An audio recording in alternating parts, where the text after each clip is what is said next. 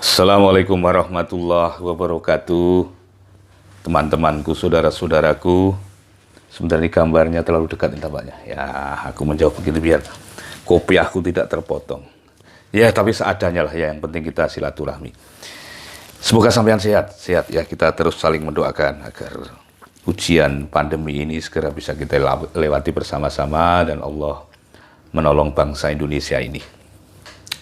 Ini serat kala tidak ini saya rekam satu persatu bait ini sekaligus semoga menjadi doa dan pengingat kita bersama.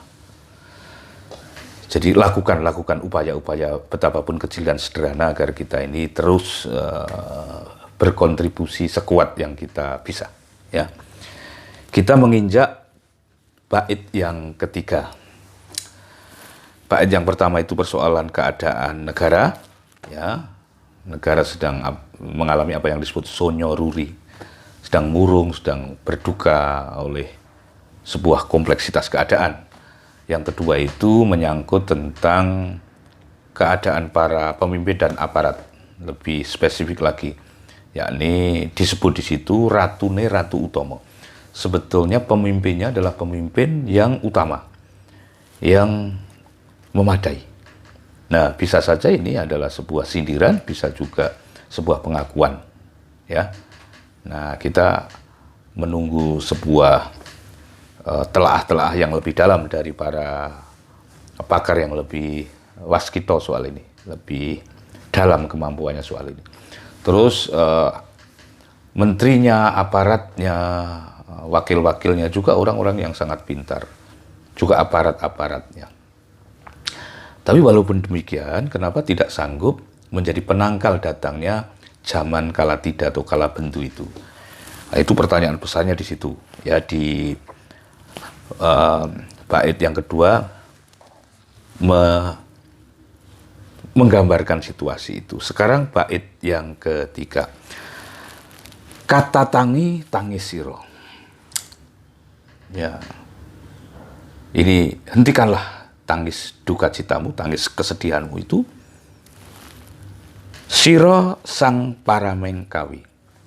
Anjuran ini bisa bersifat keluar dan ke dalam. Karena hentikanlah tangis iro itu juga bersifat publik. Hentikanlah duka citamu, hai publik. Nah, larik kedua ini bersifat ke dalam. Mungkin anjuran kepada diri sang pujangga sendiri, Eyang Ronggowarsito sendiri. Siro sang paramengkawi. Ya, kalau kita melakukan sebuah monolog itu, ya, kepada diri sendiri itu, kira-kira bahasanya begini. Kamu ini paramengkawi, kamu ini seorang penjaga akal sehat, penjaga sastra, penjaga budi pekerti, kira-kira begitu. Apa jadinya kalau engkau sendiri menangis, walaupun keadaan begini, tetapi hentikan. Kamu dilihat umat, kamu harus menjadi penentram dan penasihat umat. Ya. Siro sang paramengkawi, ya, larik ketiga, kawileting tias duh kito. Duh tito atau duh kito, ya. Nanti saya mohon koreksi karena saya mendapat tag kok begitu itu. Duh tito di tag ini bisa saja salah ketik, bisa juga benar ketik. Bisa juga yang benar, duh kita. Saya kurang dalam pengetahuan saya soal ini.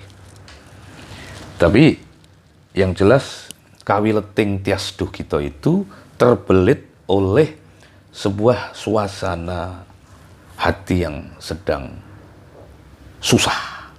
Ya. Susah oleh apa? Oleh kataman ing reh wirangi. Tertimpa oleh kabar-kabar, oleh keadaan, oleh suasana yang sangat penuh fitnah. Ya. Nah, ini bisa masuk ke dalam konteks Eyang Ronggowarsito secara pribadi, bahwa situasi politik keraton saat itu bisa jadi, atau situasi keadaan saat itu bisa jadi dengan keraton sebagai sebuah pancernya, sebagai sebuah epicentrum kekuasaan yang tentu radius pengaruhnya sangat luas. Itu sedang penuh fitnah. Termasuk bisa jadi fitnah untuk diri beliau karena Beliau itu lahir ketika era Pakubuwono pertama, lalu beliau itu mengabdi mulai, sekali lagi mohon dikoreksi, Pakubuwono ke-7, terus relatif dekat hubungannya dengan beliau, dengan Pakubuwono ke-7 itu.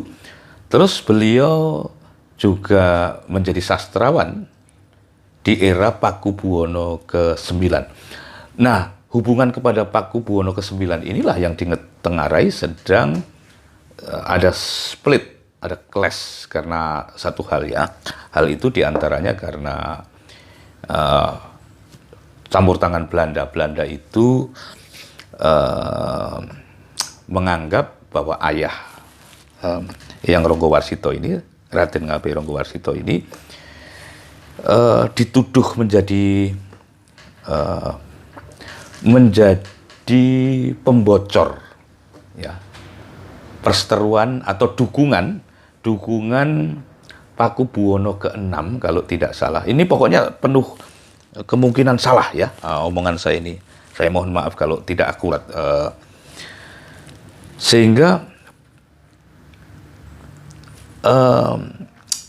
ayah Raden Ronggowarsito ini namanya Raden Mas Pajang Sworo itu disiksa Belanda sampai tewas, sampai wafat ya, karena enggan membocorkan apakah benar Pakubuwono VI ini memiliki dukungan politik atas pemberontakan Pangeran Diponegoro itu ya. Nah, sampai akhirnya dibuang ke Pakubuwono VI ini, dibuang ke di mana itu? Di luar Jawa. Yang jelas bukan di Ambon ya. Kalau di Ambon itu bisa jadi di Ambon karena Pangeran Diponegoro kan ke Makassar itu. Saya pernah ziarah ke makam beliau di Makassar. Nah, desas-desus itu kemudian menjadi sebuah stigma bahwa betapapun Raden Ngabei Ronggowarsito ini adalah putra dari seseorang yang dianggap membantu Pangeran Diponegoro. Pangeran yang dianggap memberontak kepada tata politik resmi saat itu, ya. Nah, sehingga Pakubuwono ke-9 ini hidup dengan dengan situasi yang berdampingan dengan anak seorang pembantu pemberontak. Itu ada rasa politik yang tidak terlalu happy, begitulah. Membenci terus terang tidak, tetapi di Jawa itu memang tradisinya tradisi, saya sebut tradisi feminin tadi. Feminin itu bukan genetik ya, tetapi watak kerohanian, sehingga sangat lembut, sangat penuh pasemon. Benci itu ya tidak kelihatan benci, suka juga tidak kelihatan suka, sehingga hubungan-hubungan yang sebetulnya penuh dengan tegangan itu juga terlihat sebagai soal-soal yang biasa-biasa saja di tingkat permukaan. Karena Pakubuwono ke-9 ini juga penulis, juga sastrawan. Banyak karyanya, salah satunya adalah Wulang Putri, Wulang ini, Wulang itu, yang tidak kalah cemerlang sebetulnya. Apalagi raja yang masih sempat menulis itu pasti kekerabatannya tinggi. Juga pernah memerintahkan Raden Ronggowarsito itu menulis surat Cemporet ya, Cemporet. Itu nanti bisa dibicarakan di lain kesempatan. Nah, Kawilting Tias Duh Kito itu bisa jadi situasi itu yang terjadi pada diri beliau karena agak dijauhi oleh rajanya. Kataman ing reh wirangi, fitnah dening upaya sandi. Itu upaya sandi itu saya terjemahkan kalau hari-hari ini ya kabar-kabar hoax gitulah. Kabar-kabar viral tetapi tidak terverifikasi, dan itu lebih pada fitnah. Dening upaya sandi sumaruna anarawang. Jadi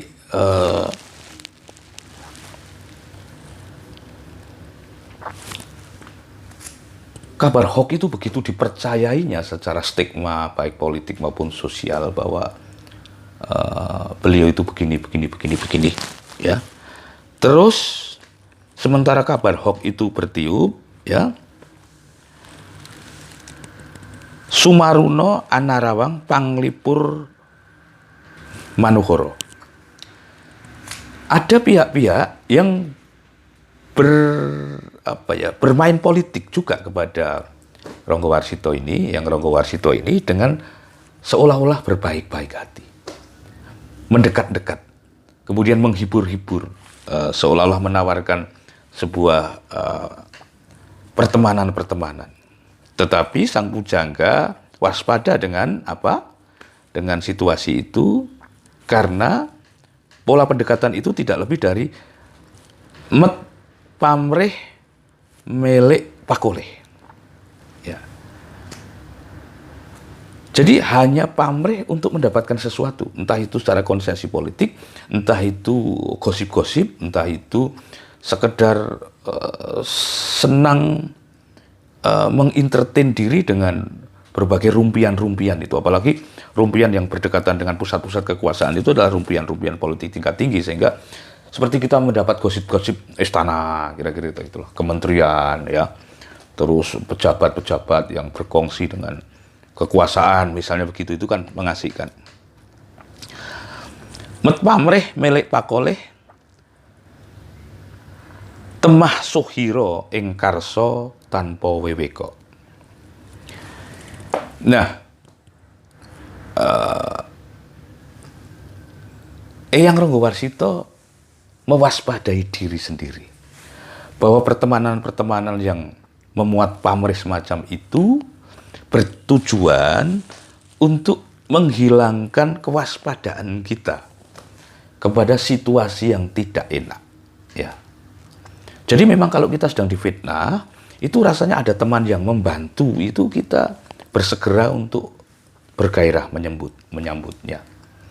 Hanya beliau sadar bahwa pertemanan-pertemanan semacam itu satu sisi bisa benar-benar membantu, tapi satu sisi ia harus diwaspadai sebagai pencegah kebijaksanaan hati, agar justru di dalam situasi semacam itulah seseorang ini bertirakat hati agar mewaspadai, agar lebih waspada, lebih kuat untuk menjinakkan penderitaan itu, ya. Tidak mencari persekutuan-persekutuan, apalagi menggalang dukungan, lalu berkomplot untuk melakukan counter attack, itulah. Jadi yang dilakukan oleh Raden Ngabei Ronggo Warsito itu berlatih dengan dirinya sendiri dengan cara mewaspadai dukungan-dukungan semu itu. Begitu bait ketiga, semoga ada manfaatnya. Kita insya Allah akan sambung ke bait ketiga. Semoga latihan-latihan semacam itu juga ada gunanya bagi latihan hati kita, ya. Wabillahi taufiq wal hidayah. Assalamualaikum warahmatullahi wabarakatuh.